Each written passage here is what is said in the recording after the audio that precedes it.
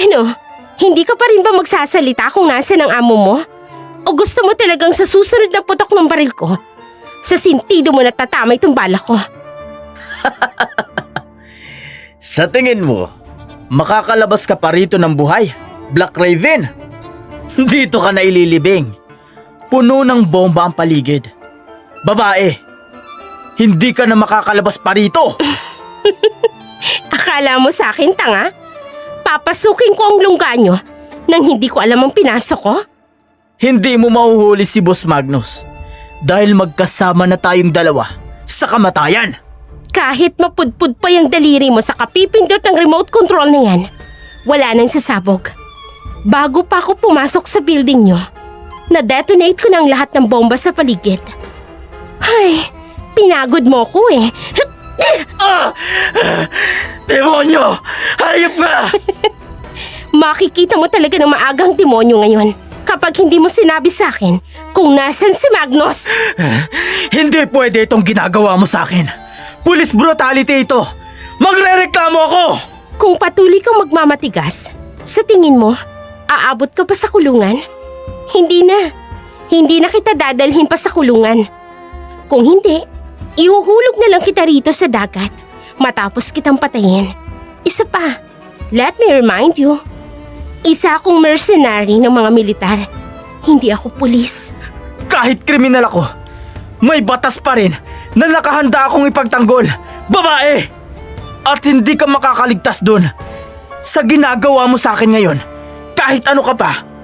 Mercenaryo ka man. Basta! Batas? Huwag mo kong gagamitan ng batas, lintika. Bakit?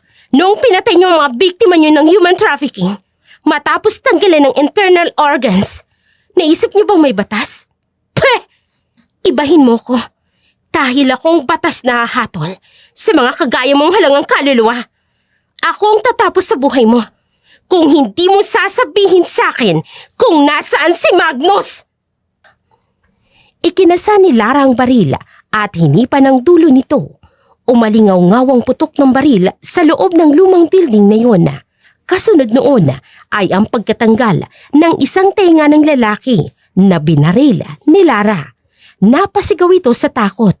Nanginginig ang buong katawan at nanlalambot ang mga tuhod na nawalan ng lakas. Bumagsak ito sa sahig. Sa susunod na bala, sa sintido mo natatama, lalaki. Huling tanong. Nasa rooftop. Naghihintay ng pagdating ng helicopter. Nasasakyan niya. Papalis dito. Good! Pinapahirapan mo pa ako. Magsasalita ka rin naman pala. Leche ka! Kasunod noon ay ang sunod-sunod na putok ng baril sa paligid ni Lara. Napapangisi naman ng lalaki sa harapan niya na nang-aasar dahil sa pagdating ng backup niya.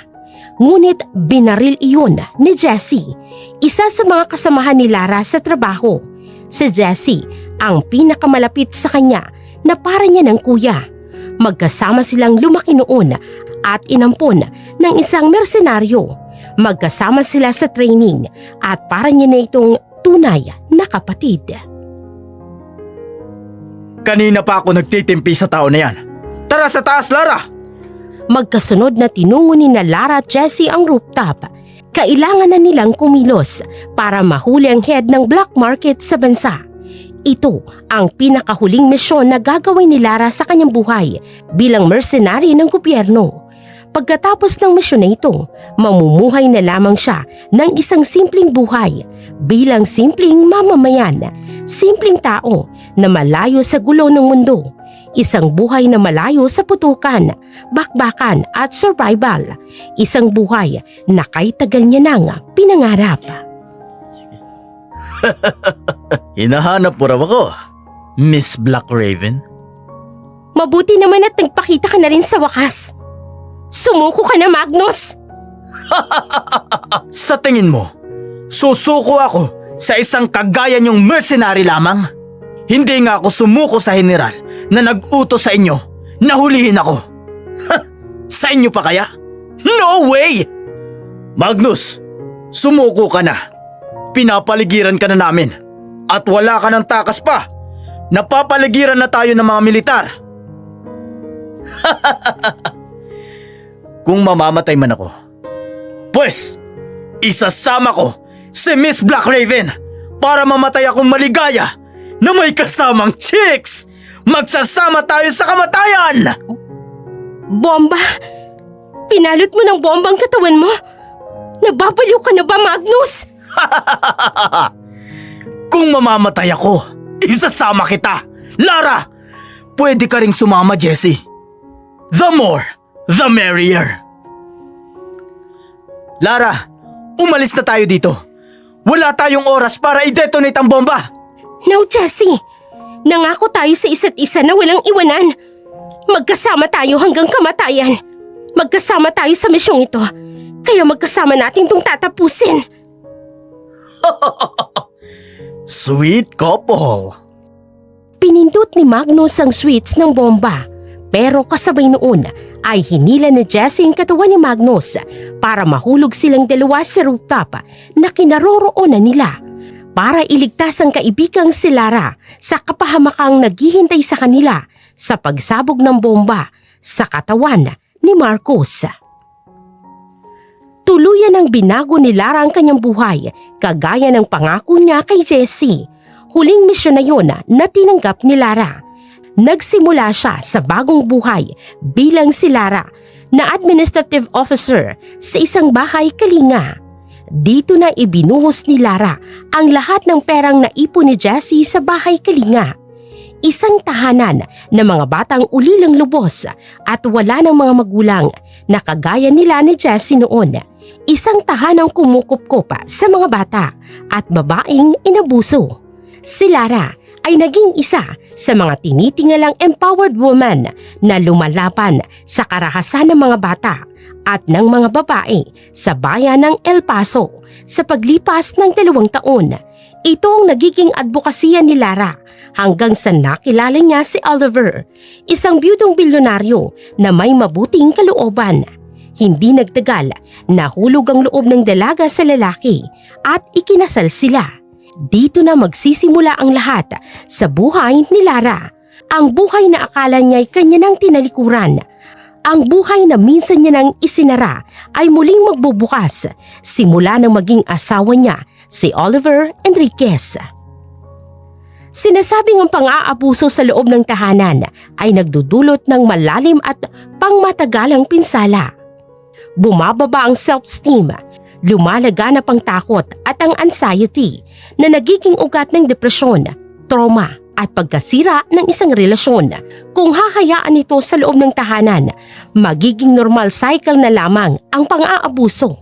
Maaari pa itong manahin ng inyong mga anak sa susunod na henerasyon sa tahanan. Mga kaibigan, isa na namang panibagong kwento ang hatid sa inyo ng Sir Hack Story. Isang kwento na tiyak niyong kagigiliwan at kapupulutan ng aral. Pero bago natin simulan ng kwentuhan, huwag kalimutang mag-subscribe, mag-like at mag-comment bilang suporta sa ating channel. Simulan na natin ang kwentuhan.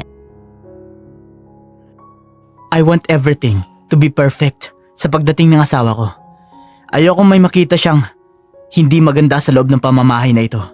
Naintindihan niyo? Sir, heto na pong kape nyo. Ilang beses ko na bang sinasabi sa inyo na ayoko ng kaping matamis? Leche ka! Sorry sir, nakalimutan ko po talaga. Nagmamadali po kasi ako eh. Sorry na po. Sinisira mo ang araw kung matanda ka. Leche ka! Hindi na po mauulit sir. Hindi na po ako makakalimot. Napahiyaw sa hapdi ng balat si Maria matapos ibuhos ni Oliver sa katawan niyang mainit na kape.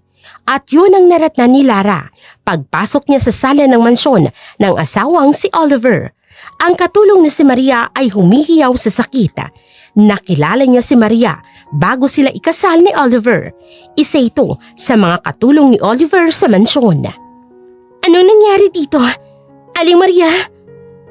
Babe, nandito ka na pala.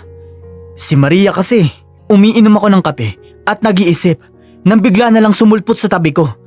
Gulat na gulat ako. Nabuhos ko ang mainit na kape sa katawan niya. Ano? Aling Maria, maupo ka. E-check natin baka napasok ka. Hindi po ma'am. Hindi naman ako napaso eh. Hindi naman po ganun kainit ang kape ni Sir. Sige po, magbibihis lang ako. Sigurado ka ba? Babe, huwag kang mag-alala. Kanina pa natimpla ang kaping yun. Kaya hindi na yun mainit.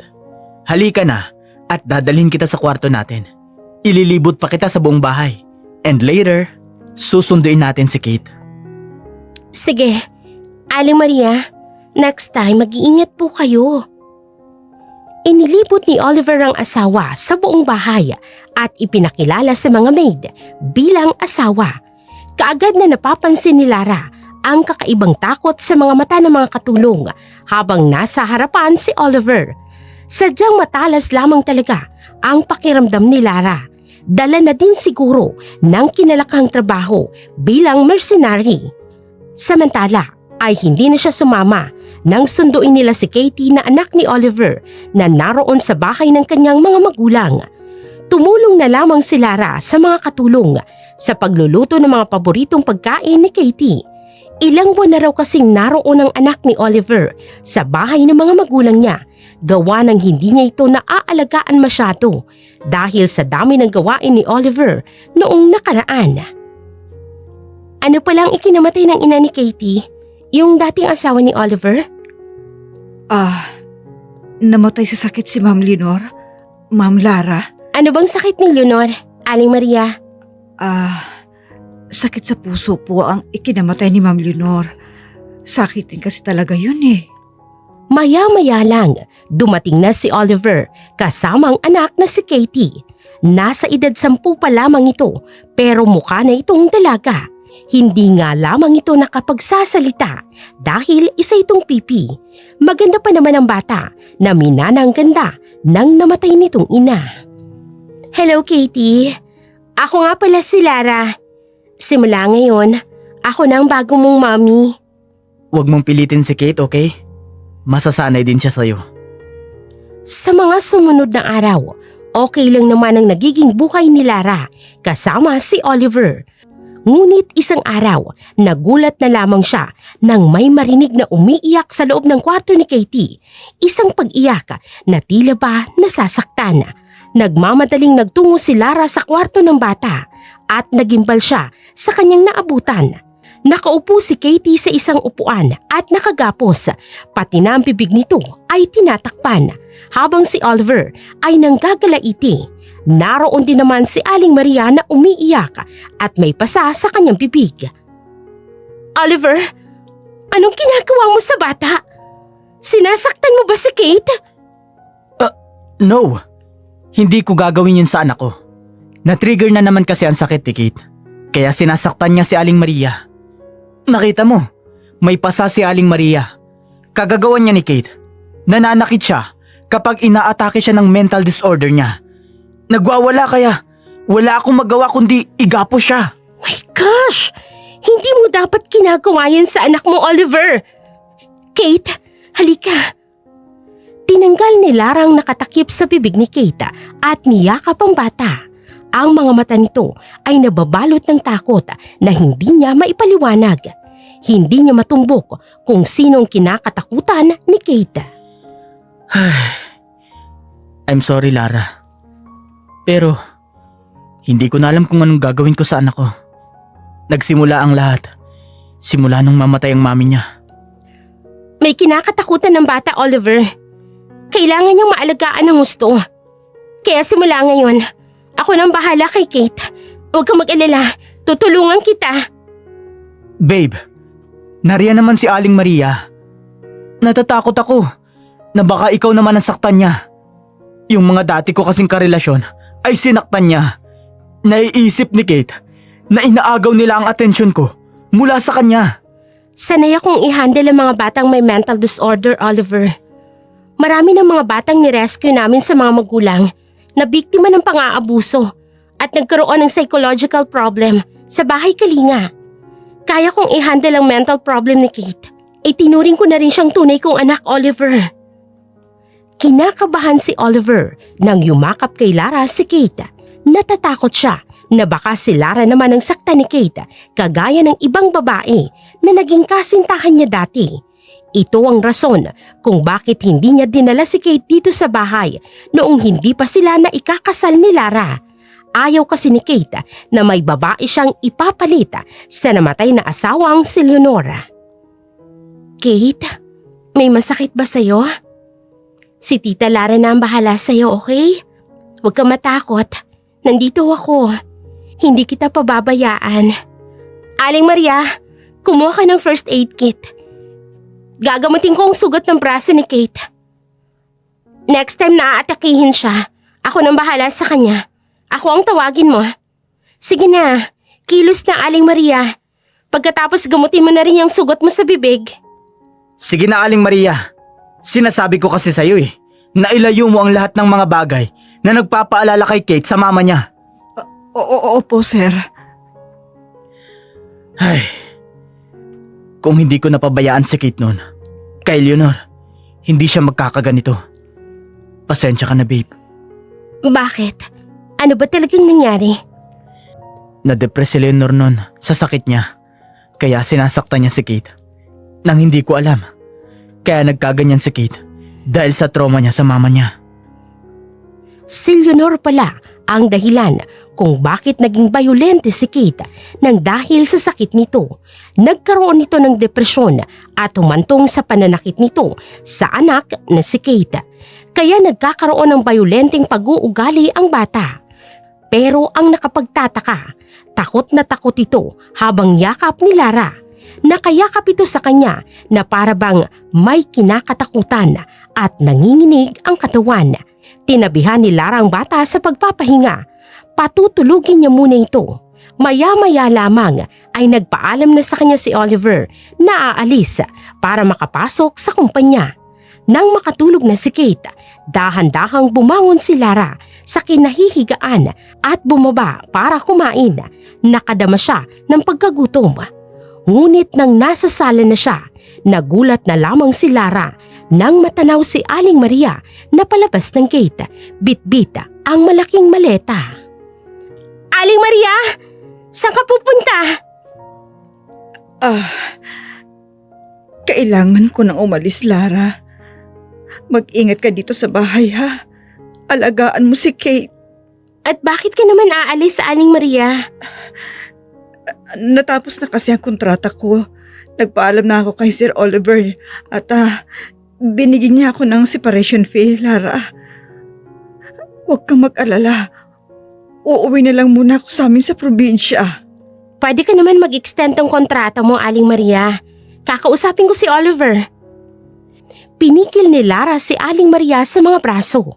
Ayaw niyang umalis si Aling Maria dahil sa lahat ng katulong sa mansyon, ito ang naging malapit sa kanya.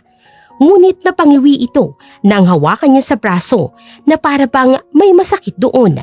Hinila ni Lara ang suot nitong sweatshirt at tumambad sa kanya ang mga pasa sa braso ni Aling Maria. Aling Maria, anong nangyari sa braso mo? Ano kasi, nabunggo ako sa pintuan sa may bodega nung may kinuha ko doon. Masakit pa nga eh. Iha, aalis na ako. Pasensya ka na sa akin. Hindi mo na talaga ako mapipigilan. Kailangan din kasi ko ng mga anak ko sa probinsya. Sige, wala naman kami magagawa sa desisyon mo, Aling Maria. Kung gusto mong bumalik, bukas ang tahanang ito para sa iyo. Lara, Ining, hindi mo kilala si Oliver. Hindi mo kilala ang pamilya ng pinakasalan mo. Mag-iingat ka, Ining. Patawarin mo ako. Pero hindi ko pwedeng sabihin sa iyo ang lahat. Kailangan na akong umalis sa bahay na ito. Bago pa ako sumunod kay Ma'am Leonor sa kabilang buhay. May pamilya din ako. Kailangan din akong umuwi sa amin ng buhay. Kakausapin pa sana ni Lara si Aling Maria para hingi ng paliwanag nito tungkol sa mga sinabi, pero hindi na ito nagpapigil pa. Nagmamadali itong umalis nang dumating ang Grab na sasakyan nito palabas ng compound ni Oliver. Naiwan si Lara na sobrang nagtataka sa inasta ni Aling Maria.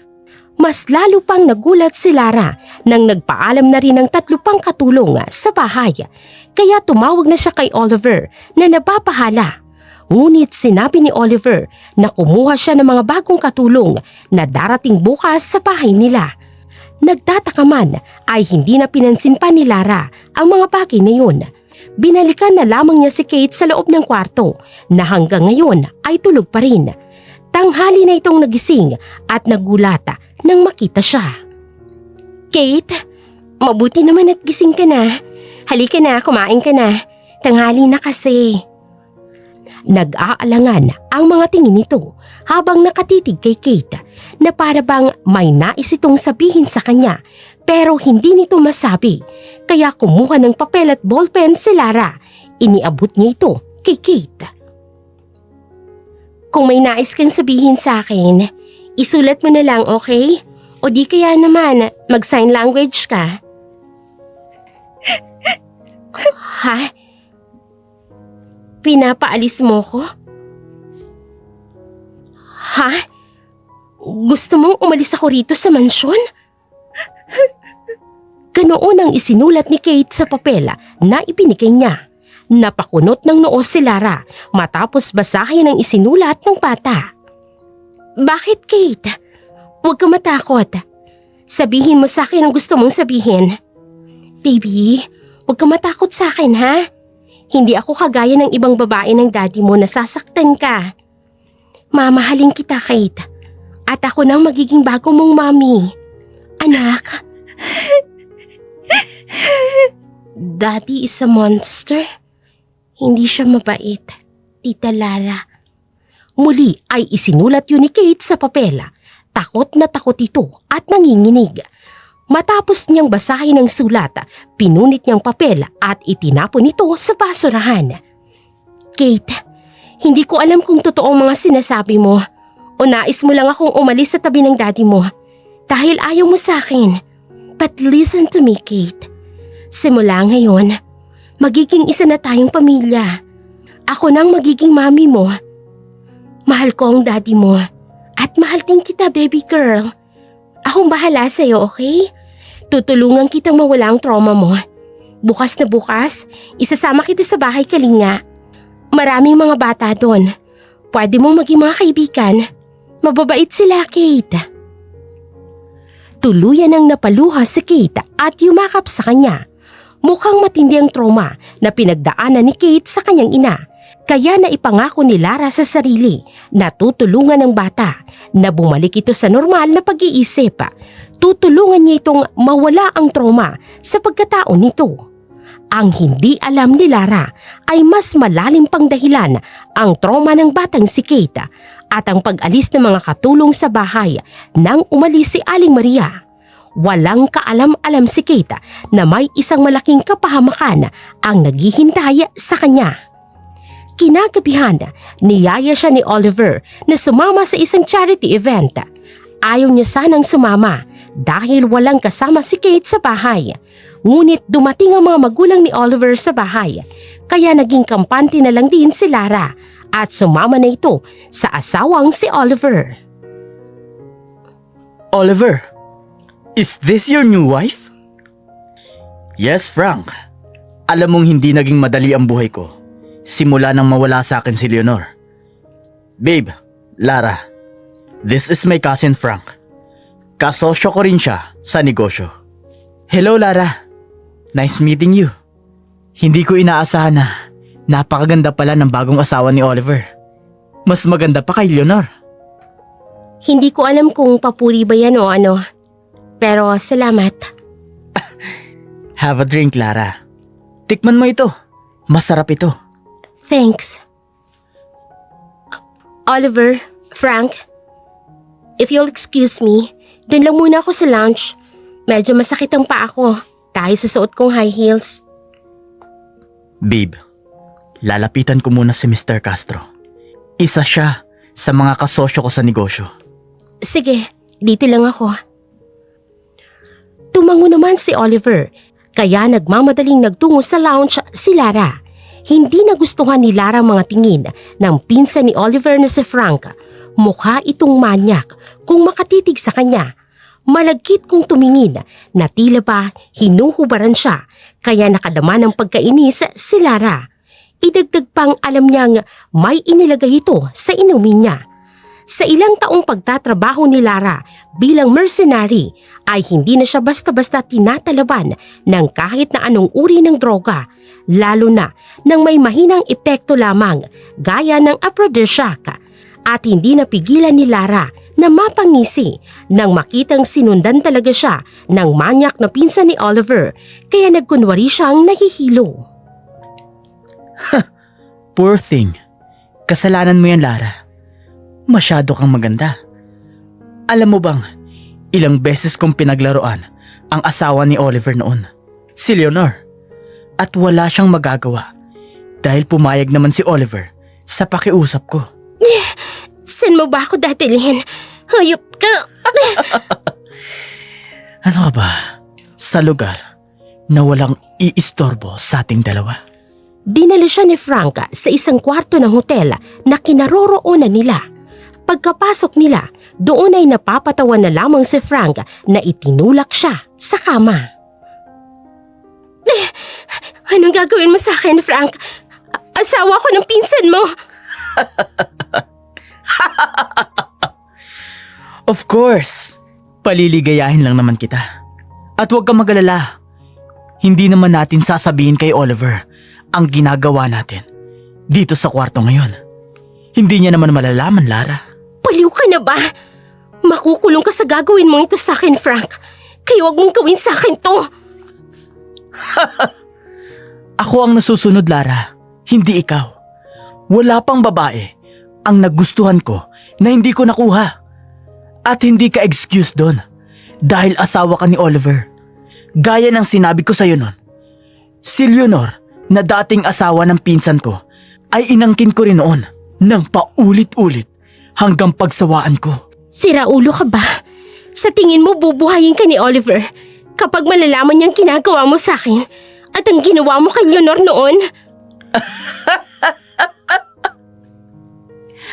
I told you. Alam na alam ni Oliver ang ginagawa ko sa asawa niya. Binigyan ko lang naman siya ng 5 milyon noon. Nanahimik na siya at nakahanda din ako magbayad kay Oliver ngayon para sa'yo. Ganun pala ha? Anong tingin mo sa akin? Isang bagay na pwedeng bayaran. At isa pa, napakabait ng asawa ko para sirain mo sa harapan kong gago ka. Ang babae sa pamilya namin, isa lamang laruan sa kama, Lara. Kaya, you have no choice but to submit to me. Wala ka rin namang magagawa dahil umeepekto na ang drogang nilagay ko sa alak mo. Isang malakas na tadyak ang ginawa ni Lara kay Frank na ikinalipad ng katawan nito sa dingding. Bumagsak ito at sumuka ng dugo.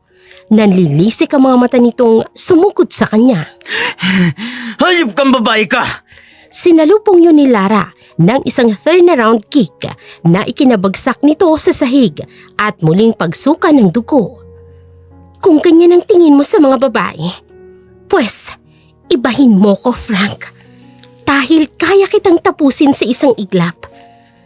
At ihalo ka sa mga kinatay na baka sa corn whip factory ni Oliver nang walang nakakaalam. Hayop kang babae ka! Kapag nalaman ni Oliver ang ginawa mo sa akin, lagot ka!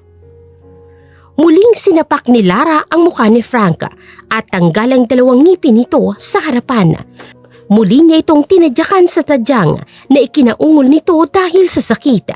Sinadya niyang balian ito ng 2 tadyang. Bago ito nahimatay sa sakit, isang matinding banta ang ginawa ni Lara kay Frank.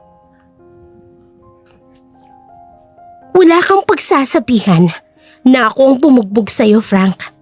Dahil sa oras na sasabihin mo na ako ang nanakit sa'yo, ilalabas ko sa buong publiko ang baho mo at ng buong pamilya mo. Narito sa cellphone ko at nakarecord ang lahat ng ginawa mo sa akin. Sa kulungan ka pupulutin. So, if I were you, you should zip your mouth and stay silent. Don't ever mention my name. Kung hindi, Tapos ang reputasyon ng buong pamilya mo. Malalaman ng buong bayan ang pagiging manyak mo. Hindi naniniwala si Lara sa lahat ng sinabi ni Frank tungkol sa asawa niyang si Oliver. Napakabuting tao nito, kaya hindi siya makapaniwalang masamang tao ito. Pero nababagabag ang kalooban niya sa lahat ng sinabi nito tungkol kay Leonor, kung totoo man o hindi ang sinabi nito. At kung totoo man, kahit patay na si Leonor, nararapat lamang ito na magbayad. Kampante siyang naupo sa lounge na para bang walang nangyari. Pero habang nakaupo siya roon, ay hinak niya ang buong system ng hotel para burahin ang bahagi ng video na magkasama sila ni Frank, para hindi siya maugnay sa pambubugbog kay Frank. Sa ginawa niya rito, hindi na siguro ito magsasalita pa tungkol sa kanya. Gusto ko nang iwanan ang buhay na yun. Pero bakit pilit akong hinihila ng masasamang tao para balikan kung ano at sino ako? Matagal ko nang binura ang bahaging yun ng pagkatao ko. Ayoko nang balikan ang buhay ng dating Lara na malupit at walang kinatatakutan. Nakita ko ng mukha ni kamatayan minsan. Panginoon, tulungan mo akong makalayo sa gulo sa dating buhay ko. Ayoko nang balikan ang nakaraan ko. Ayoko na. Kinabukasan, laman ng balita sa Frank Enriquez na natagpuan sa loob ng isang kwarto ng hotel na bugbog sarado. Nabalian pa ito ng tadyang. Walang nagawang investigasyon ng mga pulis dahil deleted na ang kuha ng CCTV sa buong pangyayari. Galit na galit ang mga magulang ni Frank na sina Lucio at Martina Enriquez na nagtungo sa mansyon ni Oliver para magpatulong sa kanilang pamangkin. At doon ay nawindang si Lara sa lahat ng narinig niya na pag-uusap ng pamilya Enriquez. Naroon din kasi ang mga biyanan niyang sina Santiago at Monita na sinamahan muna siya habang wala pang mga bagong hire na mga katulong. Damn it, Santiago! Walang sino man dito sa bayan ng La Paz ang kumakalaban sa pamilya natin. Lalo na kina Oliver at Frank. Kamusta si Frank? Nasa ospital pa rin. Halos hindi makakilos sa dami ng pasa. At bali din ang dalawang tadyang niya. I can't imagine this thing happening to my only son. Kahit sinong magulang naman, hindi natin ibig makitang masaktan ang mga anak natin. Hindi rin ako mapalagay kung kay Oliver nangyaring bagay na yan. Nalaman niyo ba kung sino ang gumawa nito kay Frank? Yan lang nga ang problema hanggang sa ngayon. Dahil hindi pa rin naibabalik ng mga eksperto ang deleted na video sa hotel. Mga tanga, binayaran sila para mag-retrieve ng video sa hotel. Pero hindi man lang nila magawa. Tapos tinatawag nila ang sarili nila na expert. Anong tingin nila sa atin? Gatasan ng pera?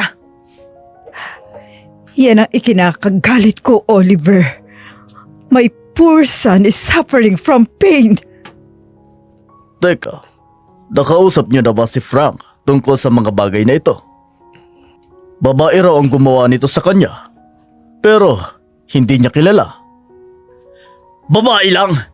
Babae lang ang nanakit sa kanya? Babae lang? Damn women are meant to be trampled beneath us. Women are slaves to the Enriquez. They were tamed under our fist. Ang kapal naman ng mukha ng babaeng yan para saktan si Frank. Doon na hindi nakatiis si Lara sa inis sa mga narinig niyang usapan ng mga ito. Ano bang tingin ng pamilya Enriquez sa mga babae? Hindi siya makapaniwalang maririnig niya ang mga katagang yun mismo sa bibig ng asawa niyang si Oliver.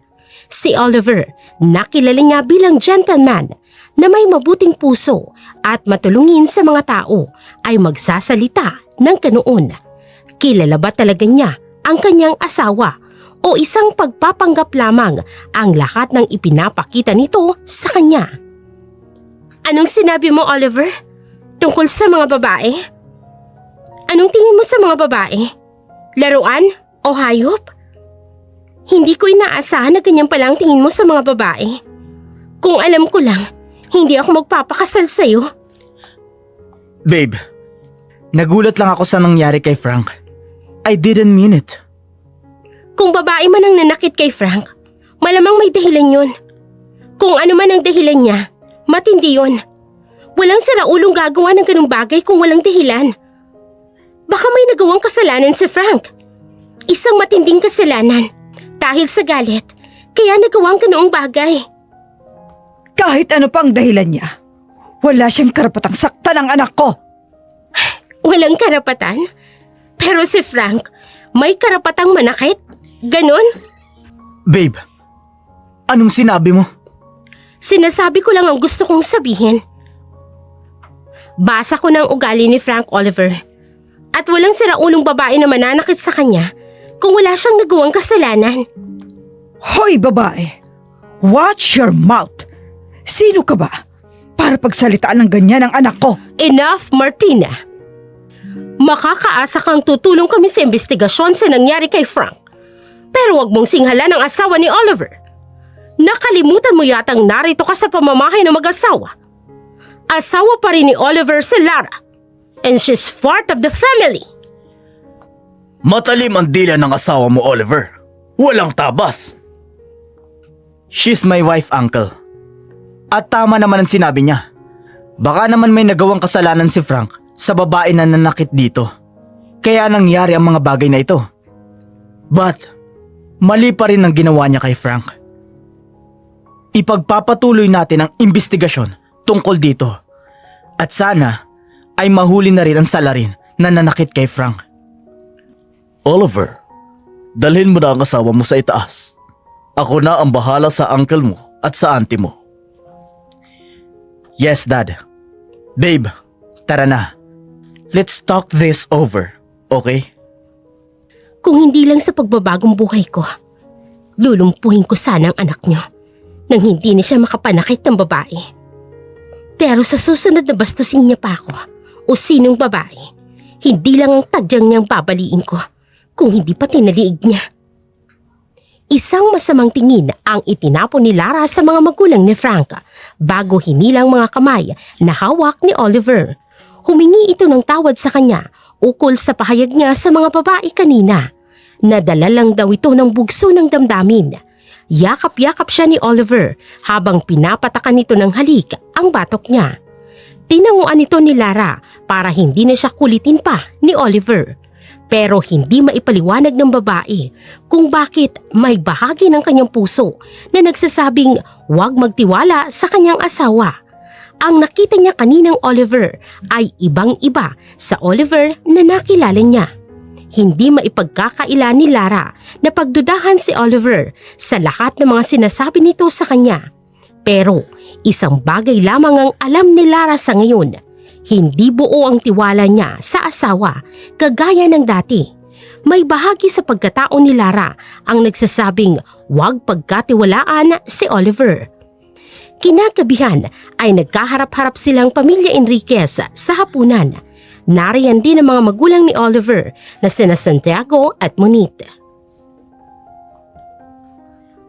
Anong klaseng pagkain ba ito, Lara? Ito lang ba ang niluto mo? Bakit, Mami? May problema ba sa pritong bangus at sinigang? Hindi sanay ang mama mo sa ganitong pagkain, Oliver. Alam mo namang gusto ng mami mo ang chicken soup. Sinabihan kitang gusto ni Mami ng chicken soup, hindi ba? Wala na po akong oras para gumawa ng chicken soup. Oliver, anong oras na? Pwede namang umorder na lang, Mami. Walang kwenta. Ganito ka bang pinalaki ng mga magulang mo? Hindi marunong sumunod sa instructions. Simpleng-simple hindi nakakaintindi. Anong klaseng utak ba meron ka? Nasa harapan po tayo ng pagkain at narito si Kate. Pwede bang dahan-dahan sa pananalita mo? Kate, kumain ka na. Hindi na pinansin pa ni Lara si Monit na nagtatapog, pati na rin ang biyanan niyang lalaki na masama pa rin ang tingin sa kanya. Si Oliver ay tahimik lamang na kumakain habang si Lara matalas ang pandama habang nakatuon ang atensyon kay Kate. Hindi niya magawang sumubo ng pagkain sa harapan ng mga ito. Where's the wine, Lara? Nasa wine cellar po. Kapag tinanong ka kung nasaan ang wine, ibigay mo sa amin, tanga! Hindi ako katulong sa bahay na ito. Babe, can you try to be considerate? May edad na ang mga magulang ko.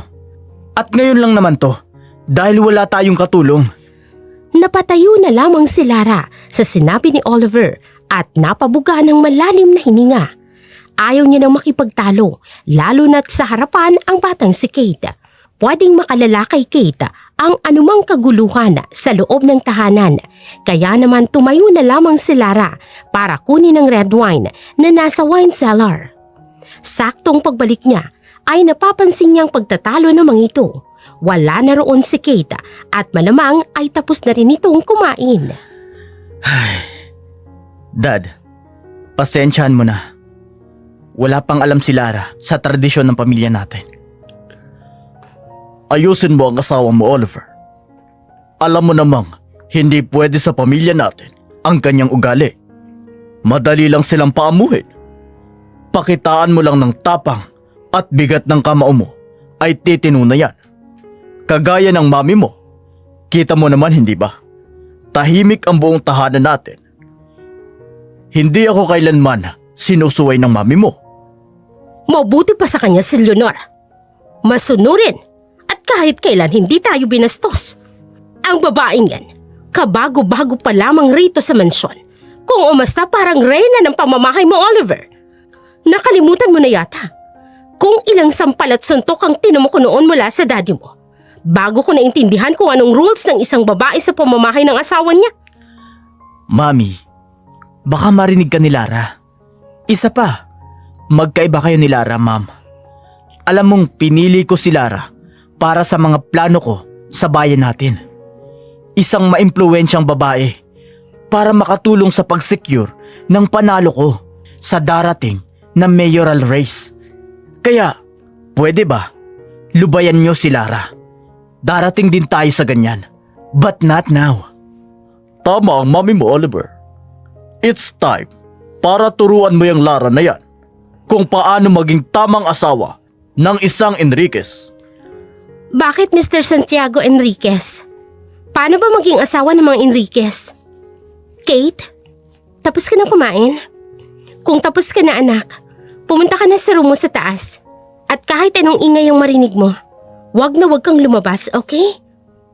Kitang-kita ni Lara ang takot sa mga mata ni Kate habang palabas ng dining area. Habang siya naman ay kampanting naupo sa mesa. Nais niya talagang makita ng sariling mga mata ang tunay na kulay ng lalaking pinakasalan niya. Now, tell me, Oliver, paano nga ba maging asawa ng isang Enriquez? Babe, Narinig ko ang lahat. So, I want to learn kung papaano nga ba maging asawa ng isang Enriquez. It seems, wala talaga akong ideya na may qualification pala ang pagiging asawa mo, Oliver. Then, I'll teach you willingly, Lara. Get up and serve the wine. A woman should know how to make your husband's stomach full. With his parents and visitors, you will serve them properly. Pero naaalala ko, Munit, asawa ko ng isang mayamang bilyonaryo.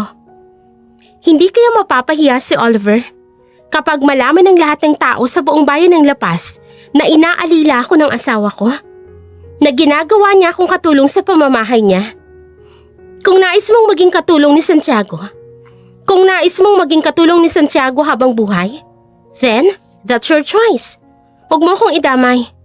Now, serve the wine, Munit. Total, sanay ka namang inaalila ni Santiago. Nagtitimping wika ni Lara. Hindi niya kayang itago pa ang tunay na ugali sa harap ng mga magulang ni Oliver na ang tingin sa mga babae ay isang utusan ng mga lalaki sa loob ng pamamahay nila. Babaguhin niya ang pananaw ni Oliver. Kung hindi niya ito mabago, ay hihiwalayin niya ang lalaki. How dare you insult my wife? Babae! Kate! Bumalik ka rito at tuturuan natin ng leksyon itong stepmother mo. Kate, sinabi kong sa kwarto ka. Dad, enough of this! Lo, Oliver, if you can teach your wife proper etiquette and manners, then we will. Ngunit, hawakan mo si Kate. Bitiwan mo ang bata, Munit! Now, listen to me. Kung ayaw mong masaktan, Kate. Oliver, kunin mo ang bata! Just listen to my parents. Kung ayaw mong masaktan si Kate.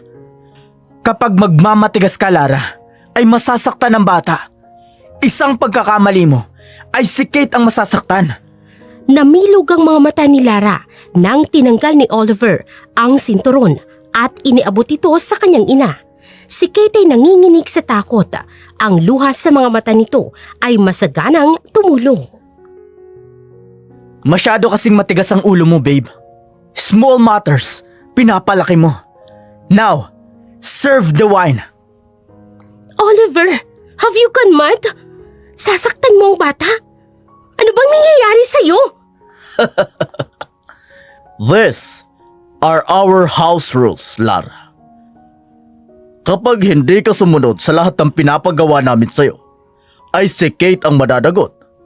Kaya namin pinapaalis ang lahat ng katulong sa bahay na ito ay para matuto ka. Now, serve the wine. Pagkatapos ay kumuha ka ng prutas sa fridge. Hiwain mo ito at iserve mo dito sa dining table. May mga kamay ka. Kung wala palang silbi yan, ako ang puputol sa mga kamay mo. Kung wala palang silbi yan, ako ang puputol sa mga kamay mo. Napahiyaw si Kate sa sakit nang hinagupit ito ni Oliver ng sinturon. Tuluyan ang sumabog si Lara sa kanyang pagtitimpi. Isang mabilis na kilos at nasa harapan na siya ni Oliver at hinarang ang susunod na palo nito ng sinturon sa bata. Inagaw ni Lara ang sinturon na nasalo niya sa mga kamay niya at itinulak nito si Monita na ikinatimbwang sa sahig. Tita, leave the house. Dad is a monster. Nakakapagsalita ka, Kate? Napangiwi si Lara matapos tamaan ng hagupit ng sinturon. Napakalakas ng pagpalo ni Oliver sa kanya. Gumawa kaagad yun ng marka sa kanyang braso. Muli pa sanang hahagupit si Oliver nang mabilis sa mga paang tinadyakan niya ng malakas ang asawa. Kate, umakyat ka sa kwarto mo at wag na wag kang lalabas hanggat hindi akong tumatawag sa'yo. Sinaktan mo ang anak ko? Anong klaseng asawa ka, ha, Lara? Ako yung tipo ng asawa na hindi niyo pwedeng saktan at hindi niyo pwedeng apihin na mga Enriquez kayo. At ikaw, anong klaseng asawa at ina ka? Hinahayaan mo lang na saktan ka ng asawa mo at gawin kang alipin. Sa halip na tatayo ka bilang babaeng nire-respeto, hinahayaan mong bugbugin ka ng asawa mo. At ang masaklap, tinatanggap mo at ipinagtatanggol mo pa ang umaabuso sa'yo. Hinablot ni Lara ang suot na blouse ni Monita na may mahabang manggas. Lumanta doon ang mga peklata at ang pasang naghahalo mula sa matagal at sa bagong peklata. Tama siya, pati ito ay inaabuso ni Santiago. Ang pamilya Enriquez ay nang-aabuso ng mga babae. Kumulo ang dugo ni Lara sa kanyang natuklasan. Napasigaw naman si Santiago na sinugod si Lara ng hampas sa ulo. Napasigaw naman si Santiago na sinugod si Lara ng hampas sa ulo. Ang bote ng alak na hawak nito. Ngunit mabilis na umangat ang mga paan ni Lara para sipain ang bote ng alak. Nabasag yun bago pa man bumagsak sa sahig. Namilog ang mga mata ni Santiago at napaatras.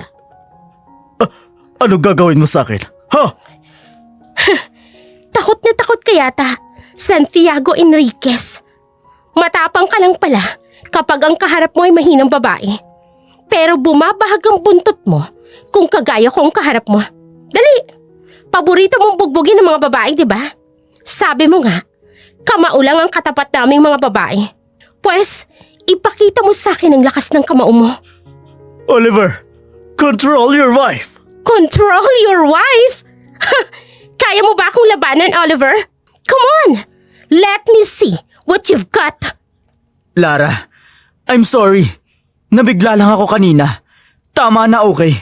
Pag-usapan natin Enough, to. Oliver. Maghiwalay na tayo. At kukunin kong custody ni Kate. Hindi ko hahayaang iwanan ng bata sa pamilyang kagaya nyo. Mga siraulo. Nababaliw ka na ba? Bakit naman namin ibibigay sa'yo ang custody ni Kate, ha? Leave! Tapos na ang hapunan. Lumayas na kayong lahat. At huwag niyong hintayin na tatawag pa ako ng pulis. Nakakaladkad sa inyo palabas. Baka diretso pa kayo sa kulungan. Oliver, kausapin mo yung asawa mo. Daddy, Mommy, umalis na kayo. Ako na ang bahala kay Lara. Aayusin ko ang lahat ng ito. Walang nagawa ang mag-asawang Enriquez kung hindi ang umalis na lamang sa pamamahay ng anak nilang si Oliver. Nagsasalubong ang dalawang kamay ni Santiago habang nasa loob ito ng sasakyan. Wala pang sino mang babae ang nagawang pagbantaan siya kahit kailan. Si Lara pa lamang na asawa ng anak niyang si Oliver. Habang si Monita na kanina pa tahimik sa loob ng sasakyan, nakatanaw siya sa labas ng bintana. Nahihiya siya sa kanyang sarili dahil natiis niya ang ilang taong pang-aabuso ni Santiago sa kanya. Oo, tiniis niya ang lahat dahil takot siyang maiwan, takot siyang bumalik sa kahirapan. Kung wala si Santiago, hanggang ngayon ay naghihirap pa rin siyang mabuhay sa kalye sa pagbibintaan ng kakanin. Si Santiago ang bumago ng kanyang buhay, pero kaakibat ng pagbabago ng buhay niya ay ang walang katapusang pang-aabuso nito sa pagkatao niya at sa kanyang pagkababae. Isa pang pang-aabusong tinatanggap na lamang ni Monica, wala siyang lakas para labanan si Santiago. Lara, let's talk. I'm sorry about this. Pangako, hindi na ito mauulit pa. Nabigla lang ako kanina. Kung ugali mo na yun, Oliver, at namana mo sa mga magulang mo, mahirap nang tanggalin yan. Ganyan ka na talaga at ugali mo na yan. Kaya habang maaga pa, hindi pa tayo nagkakasakitan, maghiwalay na tayo. Alam ko nagkamali ako, Lara. Hindi ako papayag na maghiwalay tayo. Mahal kita, Lara. And I'm sorry kung nasaktan kita. Hindi pagmamahal yan, Oliver. Takot ka lang na mag-isa, na walang asawa. Dahil takot kang masirang imahe mo sa publiko. Takot kang husgahan ng mga tao. Kaya ayaw mong maghiwalay tayo. Pero hindi ko kayang mamuhay sa buhay na tinatahak ng ina mo, Oliver. Kung hindi na kita mapipigilan, then fine. Let's break up. Pero hindi ko ibibigay sa'yo ang kustodiya ng anak ko. Mananatili si Kate sa poder ko. Dahil ako ang ama niya. You're just a stepmother, Lara. At hindi ka papanigan ng korte dahil ilang buwan pa lang tayo magkasama bilang mag-asawa, Lara. Okay. Hindi tayo maghihiwalay. Pero simula ngayon, hindi mo na kami pwedeng saktan ng anak mo, Oliver. At magbabago ka na ng mentalidad mo. Thank you, Lara. Thank you so much. Binigyan ni Lara ng isa pang pagkakataon si Oliver na magbagong buhay. Pero hindi na siya papayag na mananakit pa ito ulit ng kahit na sino. Samantala, nanggagalaiti si Santiago nang makarating sa malaking bahay nila. Naroon ang kapatid na si Lucio at ang asawa nitong si Martina. Kaagad na tinawagan ni Santiago si Oliver na pumaroon sa bahay nila. Nalaman kasi nila kung sino ang babaeng nasa likod ng pananakit kay Frank. Hayop ang asawa mo, Oliver. Tingnan mo kung anong ginawa niya sa pinsan mo. Tita, sigurado ka bang asawa ko ang nambugbog kay Frank? Ngayon lang ito nangyari sa pamilya natin, Oliver. Tayong mga lalaki, ang head of the family sa mga tahanan natin. Hindi pwedeng ginagawa ng asawa mo. She almost killed my son, your cousin.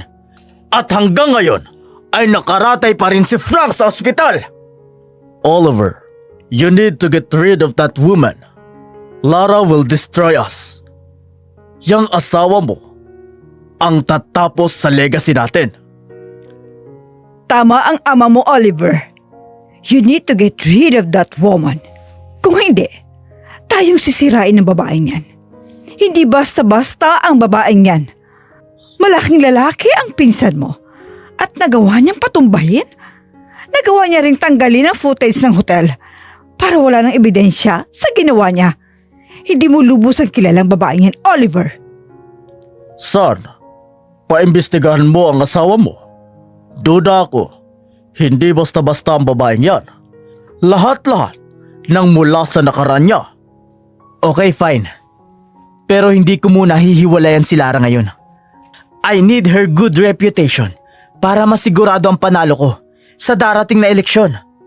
Just stay away from her para wala nang nangyayaring ganito. Naiintindihan nyo? At anong gusto mong gawin ko, Oliver? Pipikit lang kami ni Martina sa kagagawa ng asawa mo. Ganon! Tita, tito, ayoko nga kasi ng gulo. Kasalanan naman niya ni Frankie.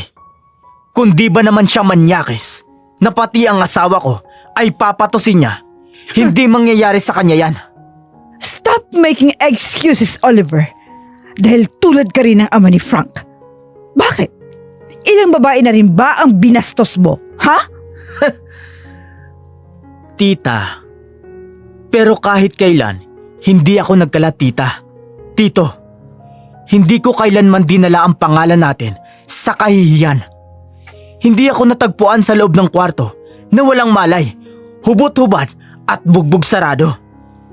Ang anak nyo. Nagkataon lang. Dahil hindi ka nakatagpo ng babaeng tulad ni Lara.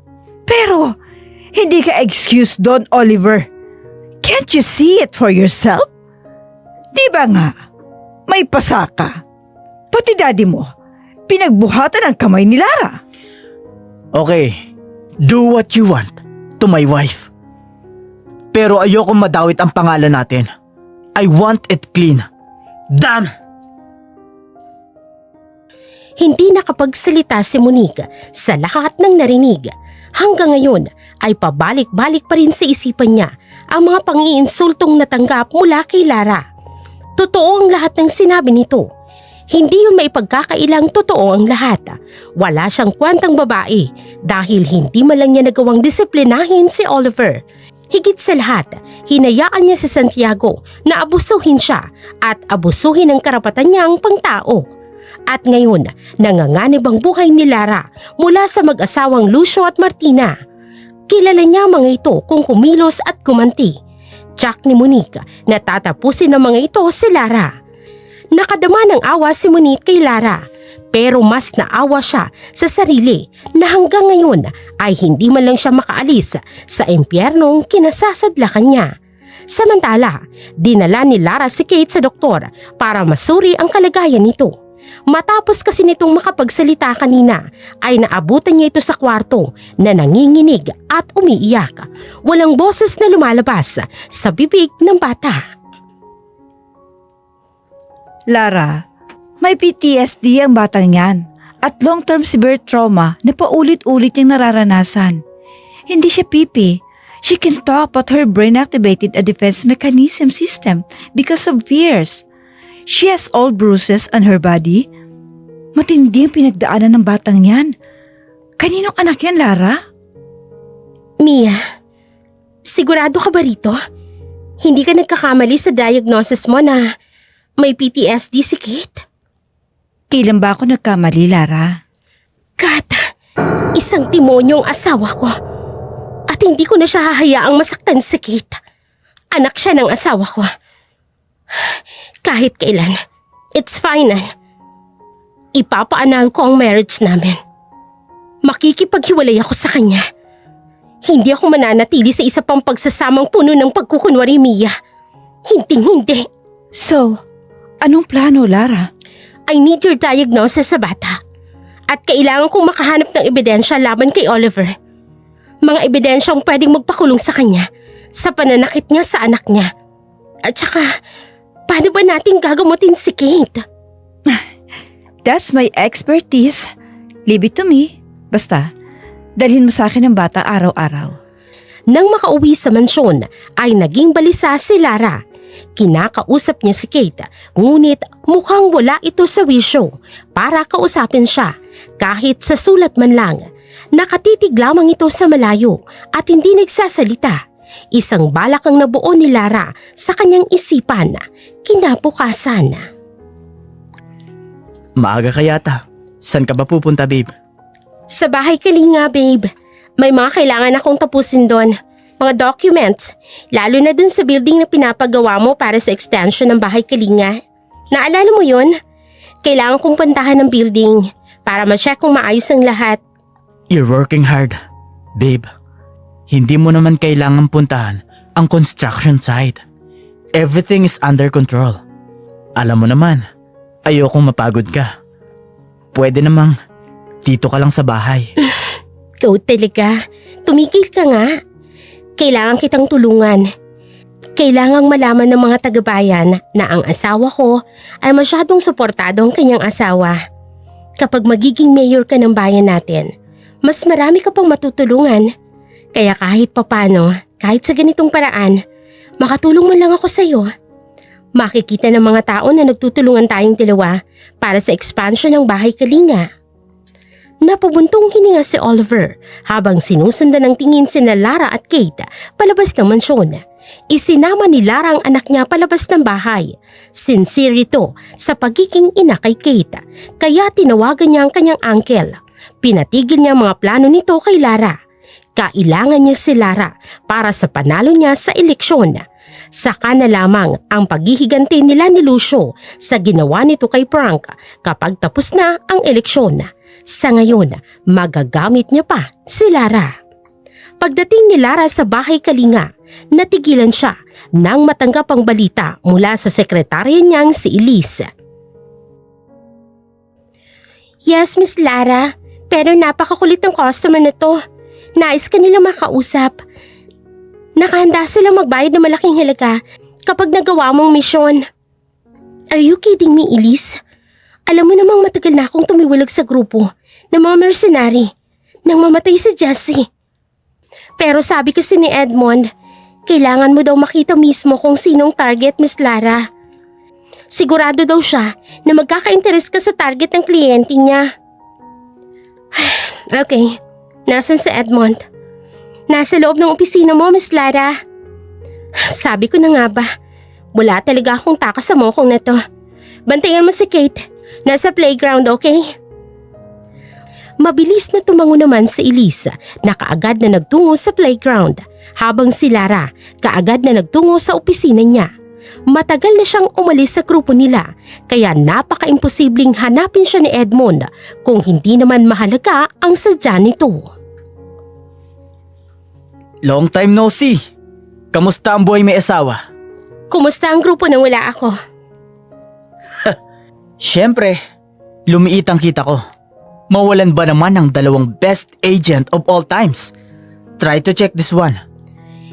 Inilapag nito sa harapan ni Lara ang profile ng target ng grupo ni Edmond at hindi napigilan ni Lara ang pagsalubong ng kanyang kilay nang makita niya ang sarili niyang larawan doon. Ano to, Edmond? Are you trying to kill me? How can I do that to our number agent 001, codename Black Raven? Pero 5 million ang patong ng ulo ng babaeng yan. At sa'yo binigay ang project ng kliyente natin. Gusto daw nila na i-hire ang pinakamagaling na mercenary para tanggalin sa mundo ang babaeng nasa larawan. What audacity? Gusto nilang patayin ko ang sarili ko? Sinong kliyente mo, Edmond? Ang pamilya Enriquez. Ang pamilya ng asawa mo. Ano bang nagawa mo para pag-initan ka ng ganito? So, gusto talaga nila akong mamatay? Pues, tingnan natin. Kanino nakatok ang ulo ko this time, Edmond?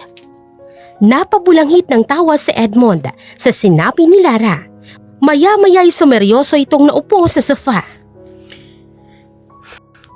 Your husband is a maniac, Lara. He is mentally ill at nananakit ng babae. Now, tell me, sinaktan ka ba ni Oliver? At hinahayaan mo lang siya dahil sa lecheng pagmamahal mong yan? Ha? Sabihin mo sa akin, sinasaktan ka ba ni Oliver Enriquez? Sa tingin mo ba hahayaan ko siyang saktan ako? Of course not. Pero sa tingin ko, siya ang dahilan ng trauma ng anak niya. And worst, may kinalaman siya sa pagkamatay ng dati niyang asawa. Good. Akala ko pa naman, sinasaktan ka niya. At dahil sa pagmamahal mo, ay hinahayaan mo lang. Based sa investigasyon ko, the Enriquez men are known for abusing women. Wala nga lang may lakas ng loob para magreklamo. Ang ibang mga biktima nila ay binayaran nila ng pera at ang hindi nabili ay sumakabilang buhay na. Lara, kung alam ko lang, hindi ako papayag na lalabas ka sa grupo natin para makapag-asawa ng ganyang klaseng lalaki. Kailangan ko ng information tungkol sa namatay niyang asawa, Leonor Gonzalez. Pwede mo ba akong tulungan, Edmond? Kailan ba ako hindi? Sa number 1 best agent ko, ha? Sure. Ano bang balak mo sa pamilya Enriquez? Sabihin mo, hindi tinanggap ng number 1 agent mo ang pera nila.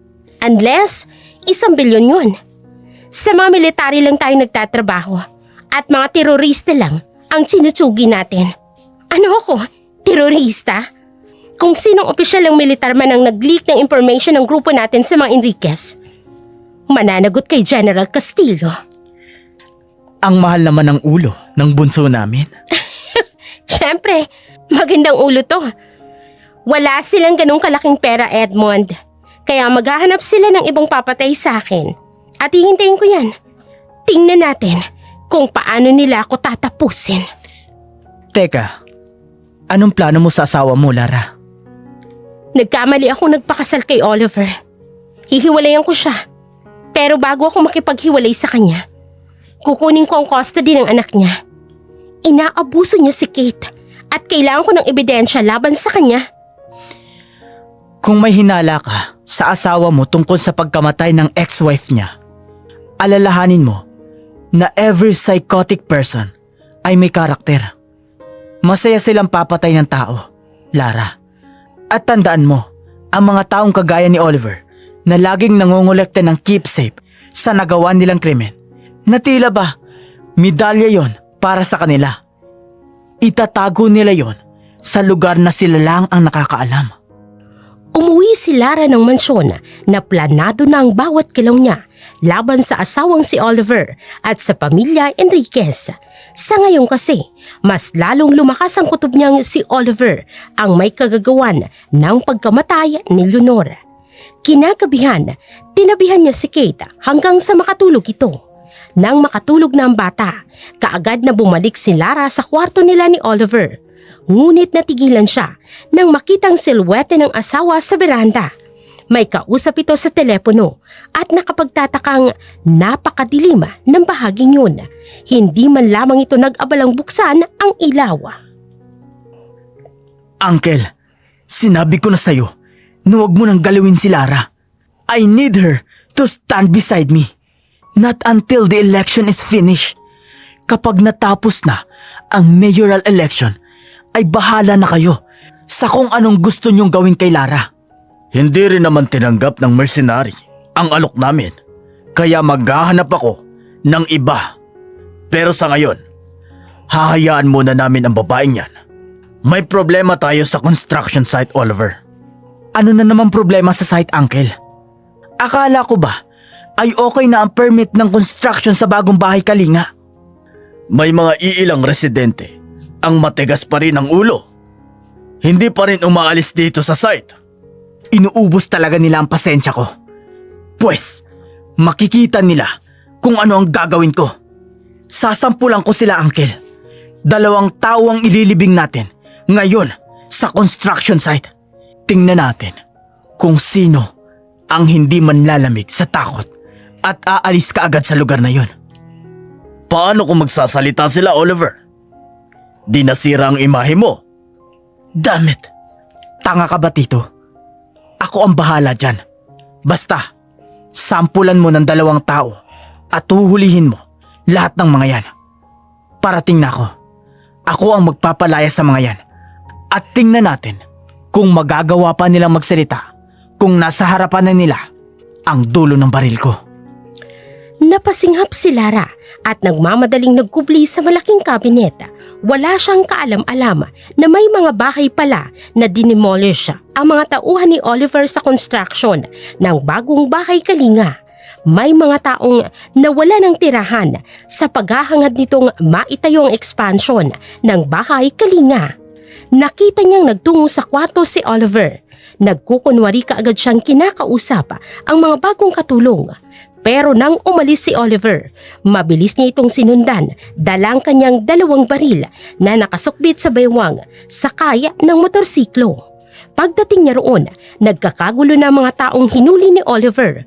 Tumawag na rin ng mga army si Lara para tulungan ang mga taong hinuli ng mga armadong tauhan ni Oliver. Pinapahirapan niyo talaga ako.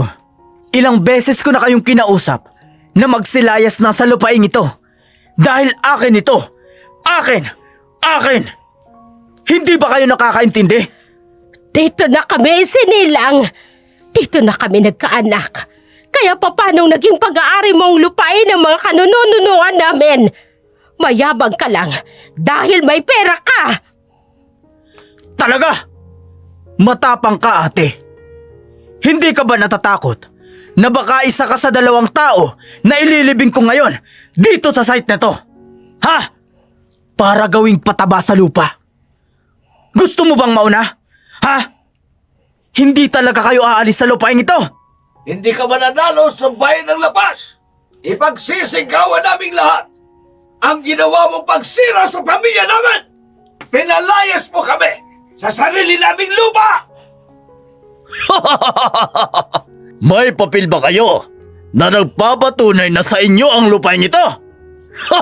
Hindi ba wala? Wala! Kaya magsilayas kayo bago umandusay ang isa sa inyo! Hindi kami aalis dito. Ipaglalaban namin ang karapatan naming nakatira rito. Pinipilit nyo talaga ako. Pwes, pagsisisihan nyo ang katigasan ng ulo nyo. Akala nyo nagbibiro ako? Binaril ni Oliver ang isang tao. Ngunit bago pa man tumama ang bala sa katawan ng tao, tinamaan iyon ng isang bakal na ibinato ng kung saan. Hindi nila nakita ang pinagmulan ng putol na bakal dahil sa kadiliman ng gabi. Pero kinabahan si Oliver nang mapansing isa-isang natumba ang mga tauhan niya na tila ba binalian ng buto. Natataranta si Oliver, gano'n na rin si Lucio. Oliver, umalis ka na sa lugar na ito. Mga militar ang dumating. Animal, sino kayang nag-report sa mga militar? Buti sana kung pulis lang ang dumating dahil may kapit tayo kay Hepe.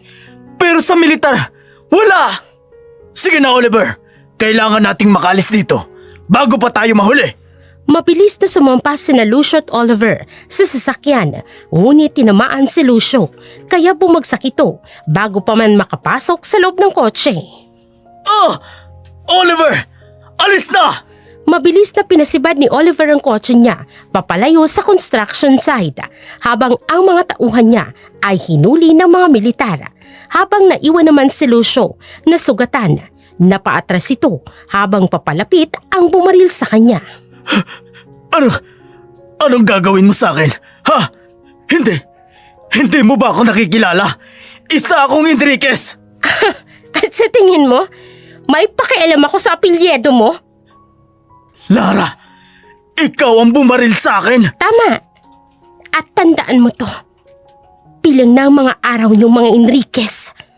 Major! Dalhin niyo na tong hayop na to. At siguraduhin niyong hindi niya makakausap ang kahit na sinong Enriquez. Lara! Hayop ka!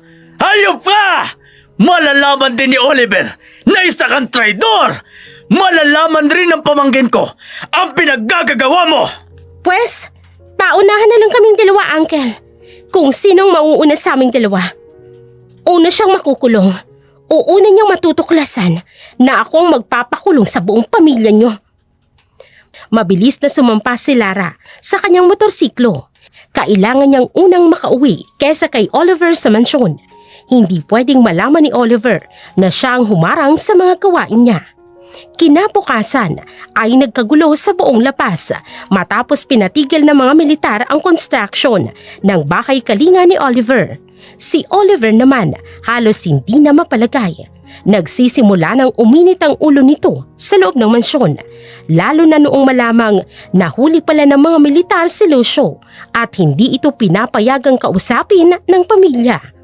Galit na galit si Oliver at kinakabahan. Baka kasi malaman ng publiko ang mga ginagawa niya. Hindi naman niya inaasahan na may magre-report sa kanya sa mga militar. Pasigaw na humingi siya ng kape sa bagong katulong na si Nora. Nora, I need coffee. Bring me a cup of coffee. Bakit ba napakainit ang ulo mo, ha? Huwag ka nang magtanong, Lara. May problema sa construction site. Okay? Nora, ang kape! Bakit ang tagal ng kape? Sir, heto na po yung kape mo. Ngunit napasigaw na lamang si Nora nang mabilis na ibinuhos ni Oliver ang kape sa kanyang mukha. Nabigla naman si Lara sa eksena na nasa kanyang harapan. Mabilis na dinaluhan niya si Nora. Oliver, tingnan mo ang ginawa mo. Lita, tulungan mo si Nora, bilis! Napaso yan. Dali niyo sa ospital. Oliver! Stop nagging! Sumasakit ang ulo ko sa yung babae ka. Akala mo, nakakatulong yung pagiging matapang mo. Ha? Lara, nagtitimpi lang ako sa ugali mo. Oliver, ano bang kinatatakutan mo? May ginawa ka bang masama? Nya! Sabi ng manahimik kang babae ka. Sa pamamahay na ito, ako ang batas. Ako ang nasusunod. At bilang asawa mo, susundin mo ang lahat ng kagustuhan ko. Naintindihan mo ba? Ha? Pagod na ako sa pagtitimpi ko sa'yo. Hindi ko marunong manakal, Oliver. So, let me show you kung paano manakal ng tao. Ganito yun, Oliver. Tila isang furniture lamang si Oliver na umangat ang mga paa sa sahig matapos sakalin ni Lara. Nagpupumiglas si Oliver, ngunit napakalakas ng kanyang asawa. Hindi niya kayang tumbasan ng lakas ni Lara. Parang hindi na siya makahinga. Lara! Bitawan mo ko! Hindi ako makahinga! Listen to me, Oliver. Sa pamamahay na to, hindi ikaw ang batas kung hindi ako. Ako ang nasusunod at hindi ikaw. Hindi ako kagaya ni Leonor na pwede mong saktan kung kailan mo gusto. Hindi ako kagaya ng kaawa-awang babaeng minamaltrato ng pamilya Enriquez. Lara! Let me go! Malakas na itinulak ni Lara si Oliver, kaya napasadlak ito sa sahig. Namutla itong napatitig kay Lara at napasiksik sa sofa. Stay away from me. Lara, sino ka ba talaga? Ako lang naman ang asawa mo. Sino ba ako, ha? Bakit mo to ginagawa sa akin? Nakalimutan mo na ba na asawa mo ko? Lara! Masyado kang kinakabahan, Oliver. Hindi ba't mahilig kang manakal? Wait, di ba magaling kang manuntok at sumipa? Bakit hindi mo ako pakitaan ang galing mo? Kasunod noon ay malakas na sinipa ni Lara si Oliver na ikinalipad ng katawan nito sa dingding. Susundan pa sana ito ni Lara ng suntok nang mula sa pintuan ay sumilip si Kate. Tita Lara, tama na. Hindi ka mamamatay tao, tita. Hindi ka tulad ni Daddy na pinatay si Mami. Tila ipinako si Lara sa kanyang kinatatayuan. Nanginig si Kate at iniabot kay Lara ang isang box na nakakandado. No, Kate! Huwag mong ibibigay yan kay Lara! Paano mong nalaman ang tungkol sa box na yan? Alam kong dito may tinagong kuha ng CCTV noong araw na pinatay mo si Mami. Dito mo rin nilagay ang dugo ang dress ni Mami ng araw na yon At pati na rin ang isang daliri niyang pinutol mo at nilagay sa garapon para sa koleksyon mo. Napakahayop mo talaga, Oliver! Makukulong ka sa lahat ng kasamaang ginawa mo. Pagbabayaran mo ang pananakit mo kay Leonor, pati na rin ang pagpatay mo sa kanya, at pati na sa lahat ng taong sinaktan mo! Yan ay kung makalalabas ka pa ng buhay sa pamamahay ko. Ngunit bago pa man maiputok ni Oliver, mabilis sa mga kamay ni Lara na dinisarma ang hawak nitong baril. Napatanga si Oliver habang pinapanood ang mga balang unti-unting nalalaglag na lamang sa sahig. Wala nang nagawa pa si Oliver nang dumating ang mga militar para hulihin siya. Patong-patong na kaso ang kinaharap ni na Santiago, Oliver, Lucio at Frank, at sa huli ay umiksena din sa korte si Monique dalang maraming ebidensya laban kay Santiago at sa pananakit nito laban sa kanya. Lumabas din ang maraming katulong na minaltrato ng pamilya Enriquez na pinapangunahan ni Maria. Samantala, binigyan ng bagong bahay at lupain ni Lara ang mga nakatira sa construction site. Siya na ang bagong CEO ng kumpanya ni Oliver at sa pagbubukas ng bagong bahay Kalinga ay isang mensahe ang sinabi ni Lara sa lahat ng mga taong naroon habang ang batang si Kate ay masayang nakatingala sa matapang na babae na tumayo bilang bagong matapang niyang ina. Tanging iilang tao lamang ang naroon ang nakakaalam ng tunay na pagkatao ni Lara bilang Agent 001 Black Raven ng mercenary group sa bayan ng La Paz. Ang bawat babae at bata ay may karapatan ng isang buhay na ligtas sa takot. Ang kanilang mga tinig ay hindi nilikha upang patahimikin, kung hindi upang pakinggan ng lahat. Huwag nating konsintihin ang pang-aabuso. Sa halip, magkaisa tayong bumangon, kalasin ang tanikala ng karahasan, at magtayo ng isang mundong naghahari ang pagmamahal, ang paggalang, at ang dignidad sa puso ng bawat isa. Mabuhay tayong lahat! At dito na po nagtatapos ang kwento sa araw na ito. Sana po'y nagustuhan ninyong kwentong hatid sa inyo ng aming channel at kinapulutan ng aral. Muli, maraming salamat sa patuloy niyong suporta sa ating channel. Magandang araw!